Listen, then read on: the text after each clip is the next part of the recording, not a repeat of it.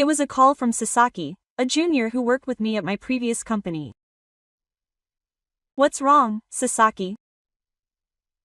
The voice that came back from the line was filled with anxiety and urgency. "Takeshi, please help me. The scene is a complete mess. If you have any evidence or complaints, just stop.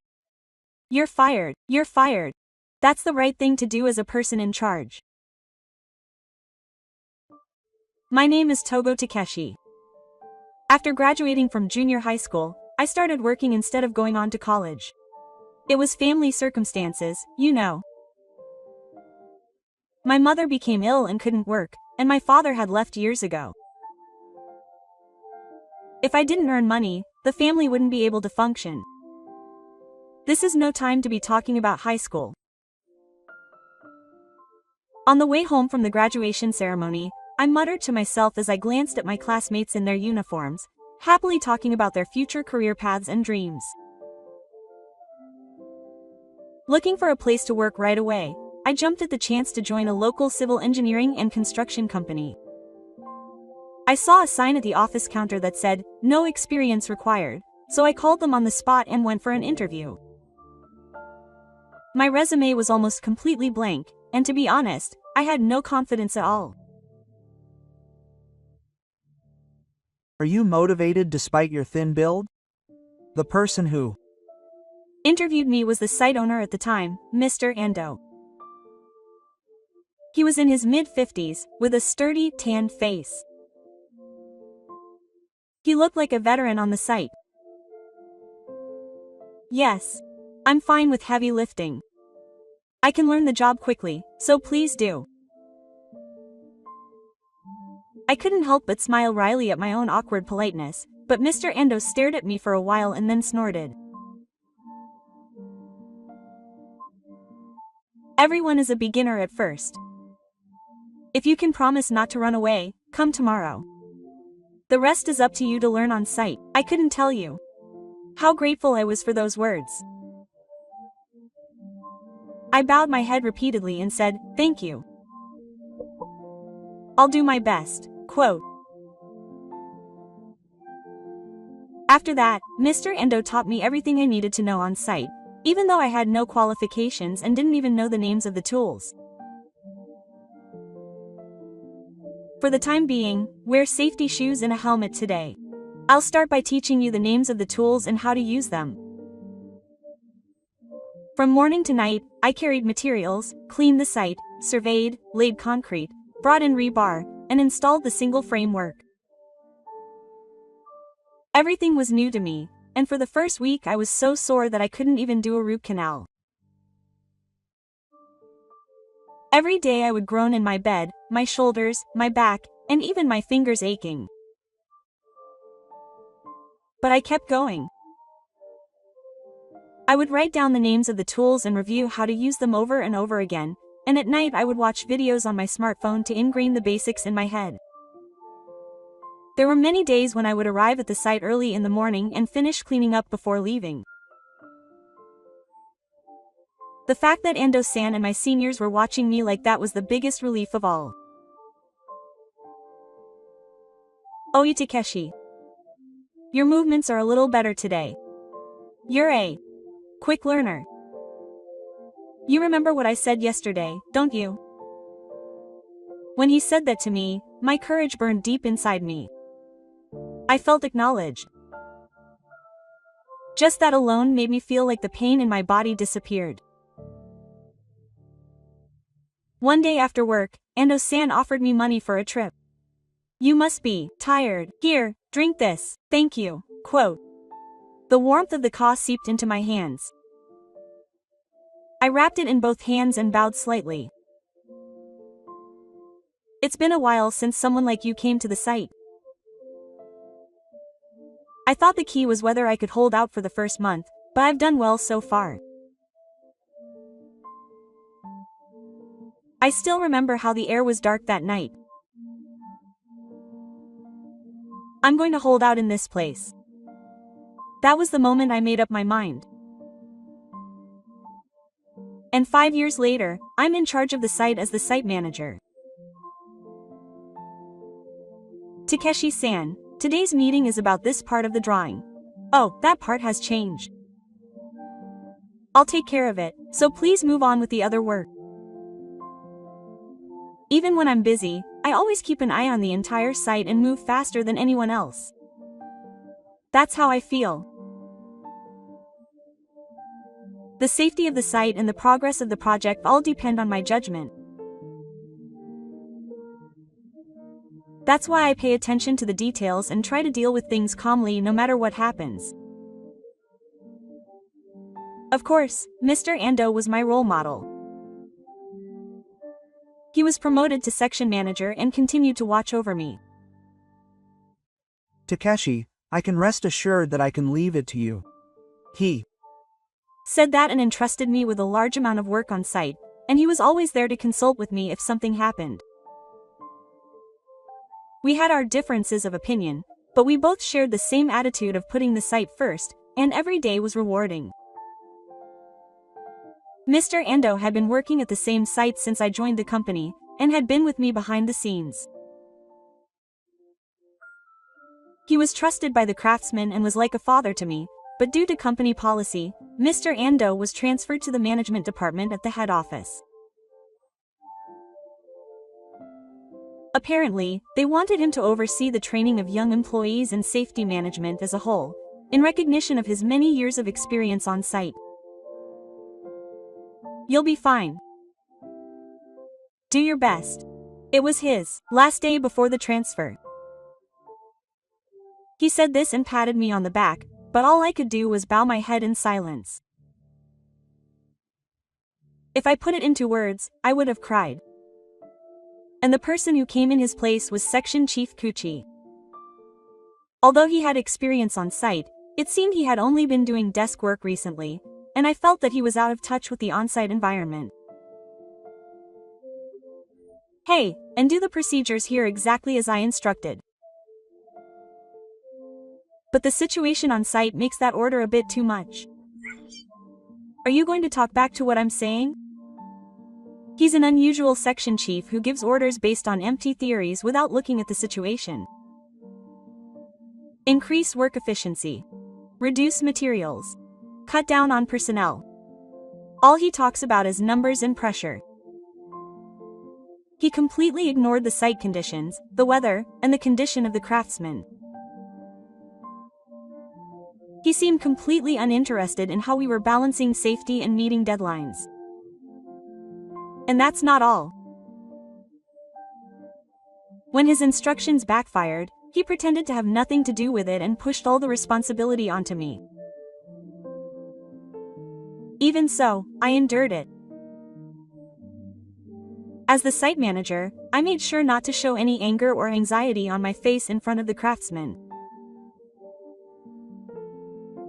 But one day, the schedule for delivering materials was changed at the last minute due to instructions from manager Aguchi. It was an unreasonable instruction, but the site tried its best to recover.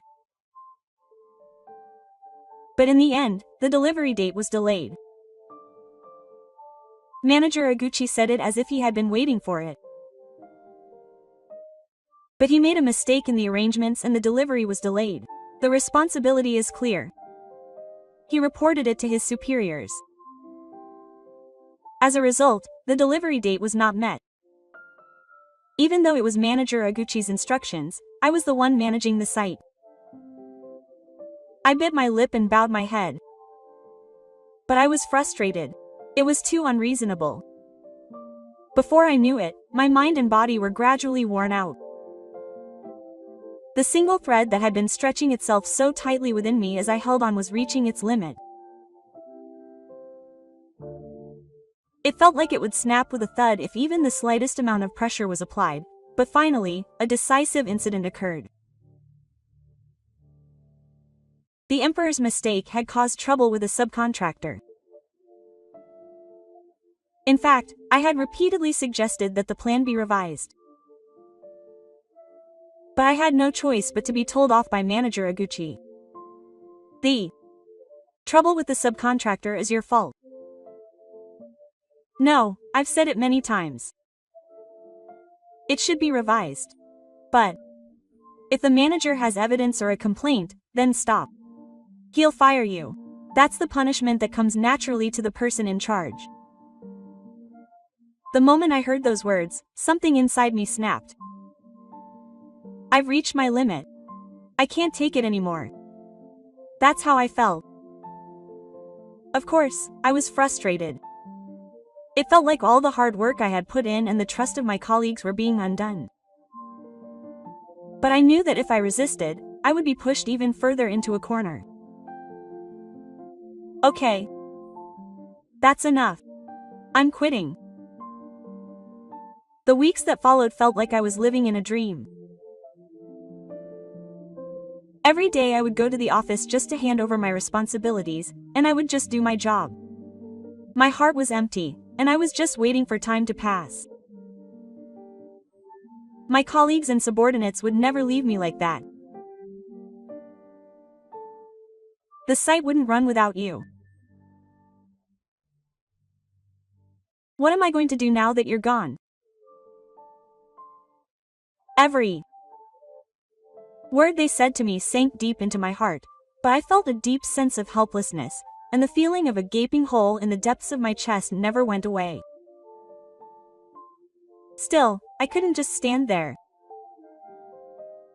I knew I had a chance to start over. How could I overcome my past failures and discover a new me? First, I decided to acquire solid skills and knowledge.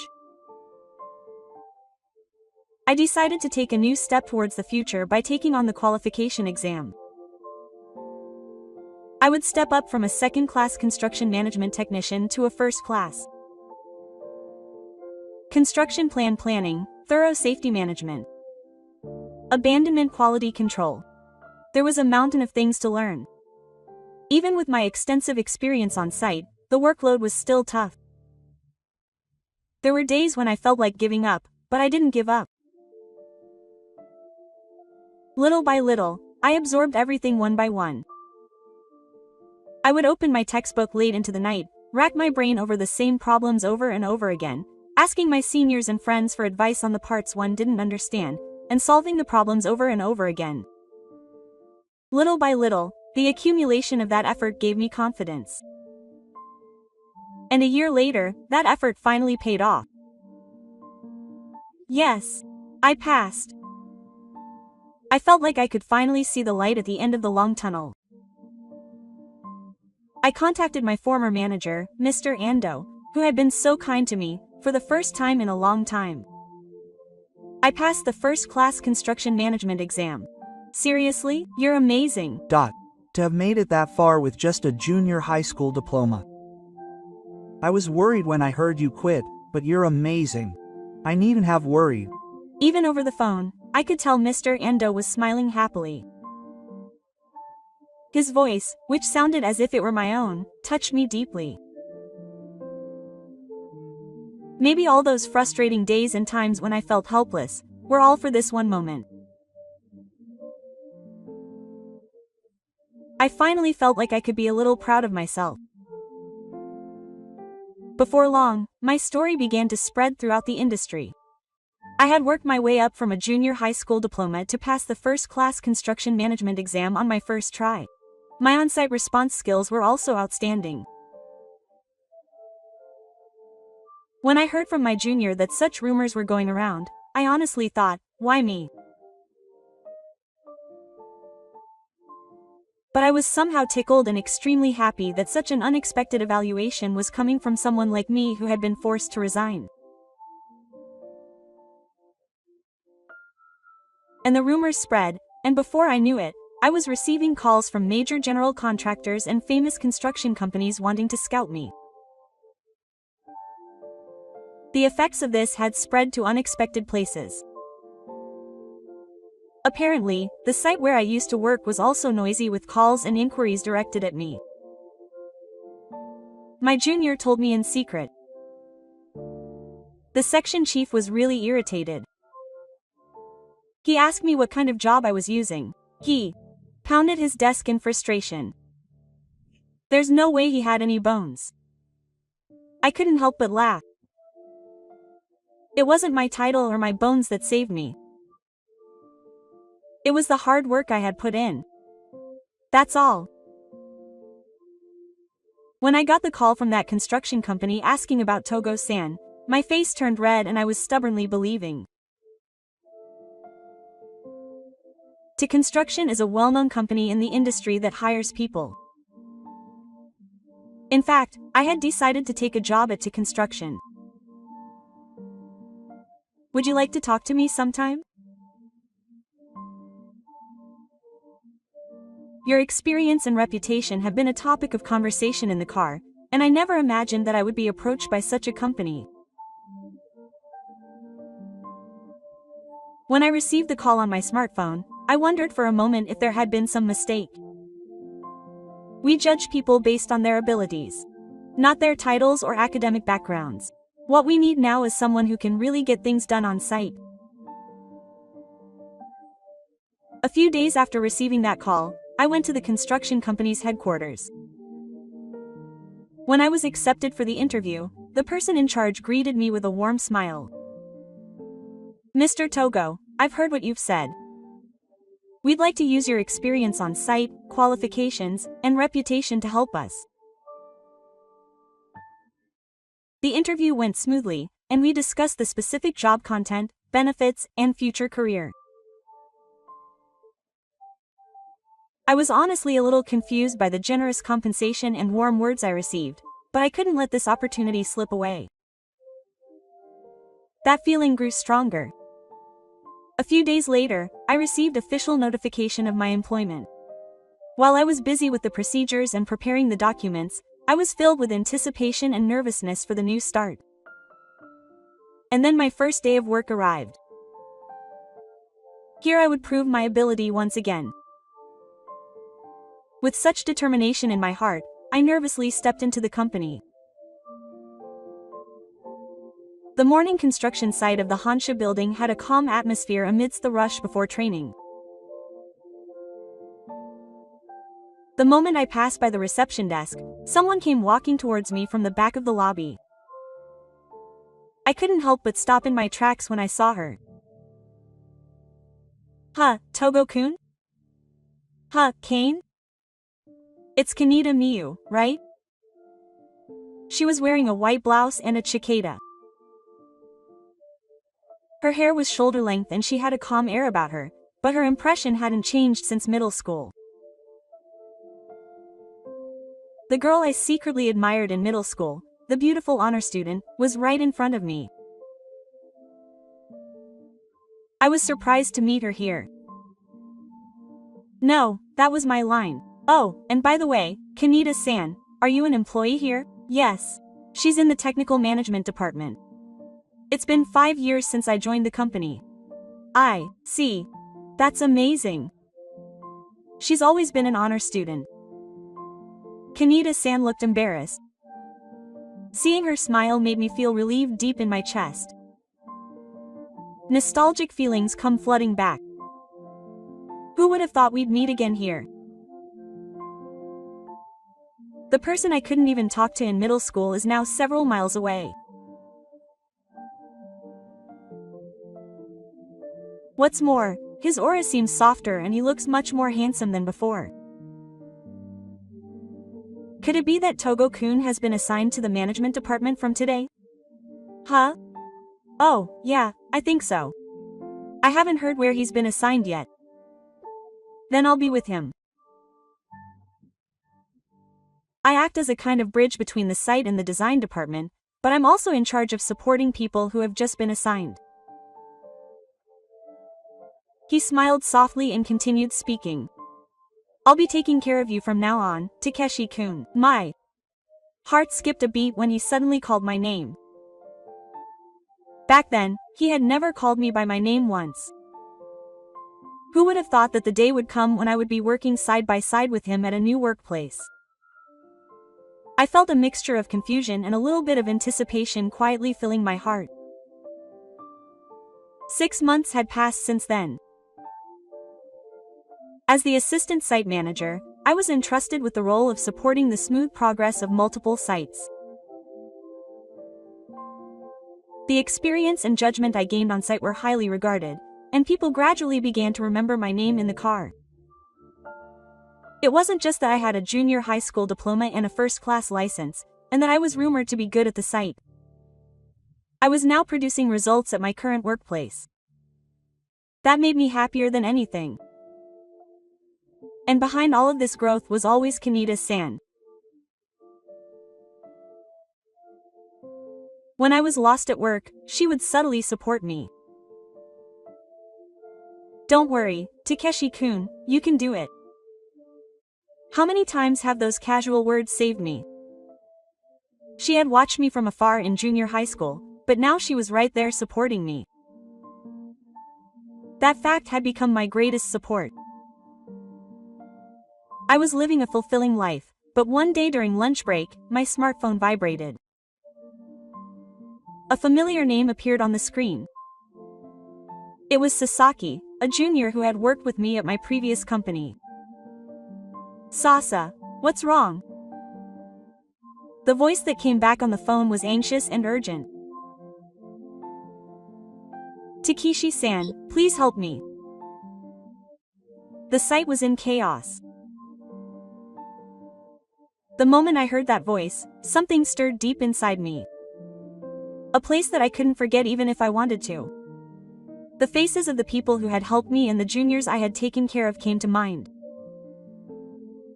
I gripped my smartphone tightly and answered quietly. "Tell me more. What's going on?" According to Sasaki, the construction work is in chaos because that section chief Iguchi pushed through an unreasonably tight schedule, ignoring the scale of the site and personnel allocation. The arrangements have been split into 5 groups, and the delivery of materials is also scattered. It seems that the emperor's head has been completely removed. I couldn't help but sigh when I learned that Section Chief Iguchi continues to give instructions without seeing the site. As an outsider, I can't be directly involved in the construction, but I can give advice on how to rebuild the emperor. I hurried to the site in response to my junior's request. When I arrived at the site, I quickly checked the overall progress and work procedures, and immediately proposed a plan for improvement. First, we should rearrange the order so that it can be carried out with the current personnel and equipment. We will double-check the scaffolding and partially dismantle it. First, we will focus on the work on the single frame and rebar.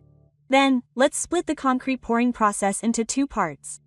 In that case, arranging the interior contractor would be too early. The foremen and supervisors at the site listened intently, nodding while holding the blueprints and the imperial chart in one hand. It really helped me.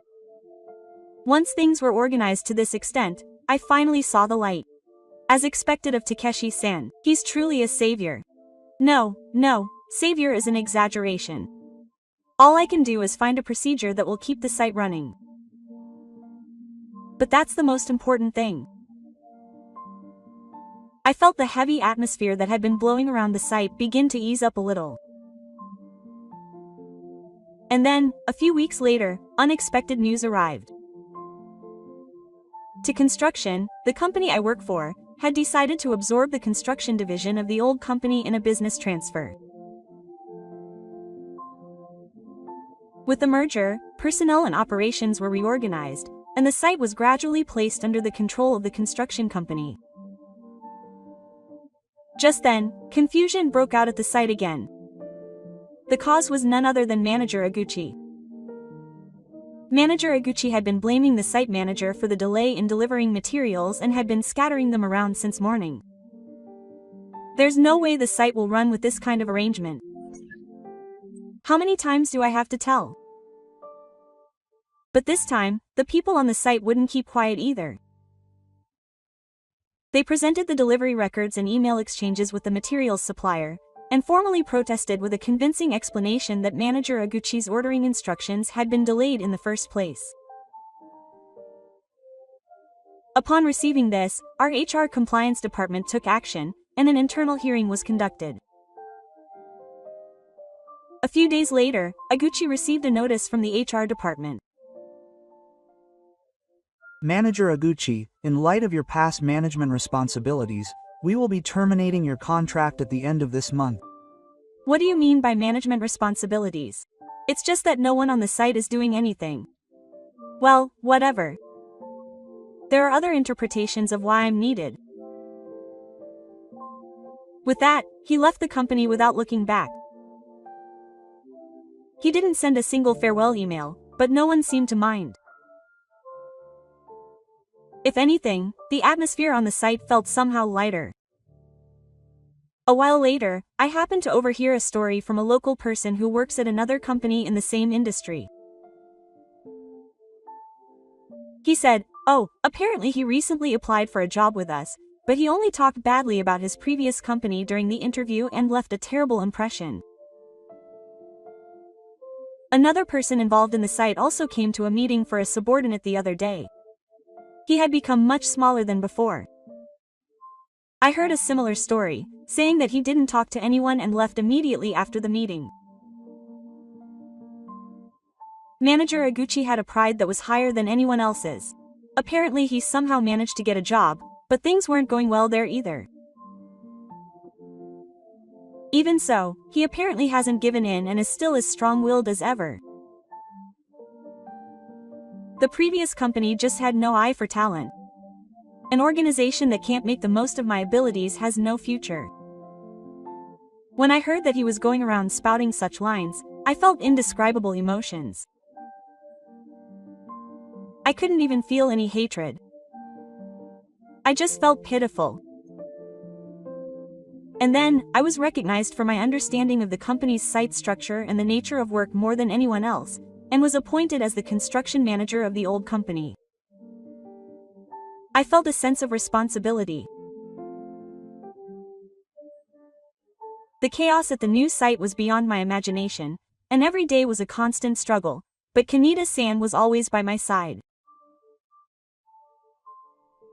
He supported me not only by giving me technical advice, but also by sometimes giving me someone to vent to when I was worried. "Takeshi, don't keep it all to yourself. Don't be afraid to tell me when you're in trouble. Thank you. To be honest, I've wanted to give up many times. But I can hold on because Kaneda is there." The two of us went around the site, identified the problems, and gradually came up with solutions. The employees gradually became more positive, and I could feel them regaining trust. During those days, I began to realize the feelings that had been growing deep inside me for Kaneda. Her smile and words of encouragement had become an important part of my life, helping to ease the fatigue of work. And then one evening, when we were alone in a corner of the car, I mustered up the courage. "Kaneda, to be honest, I've been thinking about you for a long time. Thank you for always supporting me." Kaneda opened her eyes wide in surprise, and then a gentle smile appeared on her face. "I've always been rooting for you, Takeshi. I'd be happy if we could continue to work hard together, not just in terms of work, but also in terms of yourself." Those words filled my heart with a warm feeling. Our gazes met, and our hands naturally touched. Unspoken feelings quietly filled the space between us. That day, I was forced to resign from the company I had been working hard at with great satisfaction, at the sole discretion of my manager, and I felt despair. But I never ran away, I never gave up, and I kept trying hard. I had overcome the fierce barrier of only having a junior high school diploma, and had come this far with nothing but trust and ability. And now I have someone I love and a fulfilling dream job right in front of me. "Kaneda Miyu, will you marry me?" Miyu nodded gently at those words. She had also secured a future with Yoshiyuki, whom she had met by chance that day. I'm so glad that I kept challenging myself without being overwhelmed by the unreasonable reality. I think we will continue to move forward together, no matter what difficulties we face. Thank you for watching until the end. If you enjoyed it, please subscribe to the channel. See you in the next video.